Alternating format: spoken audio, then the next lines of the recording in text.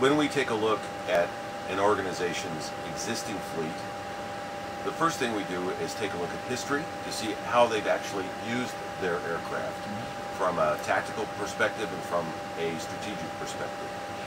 Then, of course, we have to take a look prospectively at how the aircraft are going to be used in the future. Both of those perspectives are melded together along with the intangible desires and preferences of the executive travelers to give us a very clear pattern on current use and future use. And it's then and only then that we're armed with the facts to proceed in the planning process. And some of the things you may not think about would be, in the future, what type of organizational changes are going to take place that will affect the travel patterns of the executives that use business aviation. Typically, when we get finished with one of these studies, we know an awful lot about the company's direction and strategic plan, more so than some of the internal constituent groups in the organization. But what that allows us to do is to put together a very precise model of what the future needs are going to be, because sometimes, but not all the time, past historical demand profiles are indicative of the future, but sometimes not.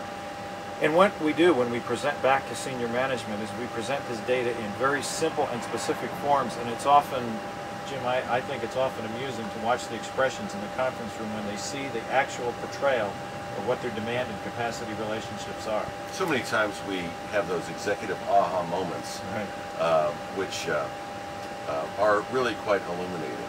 Yeah. And then, of course, if they're under contract for the delivery of a new aircraft, many times we help them go back to the manufacturer and adjust those contractual commitments to meet the real needs of the corporation. So melding the skills and the desires of the executive team, treasury, accounting, flight operations, taking into consideration cash flow requirements, impact to earnings, etc., putting all of those stakeholders together and achieving the optimum outcome. That's the true definition of fleet planning.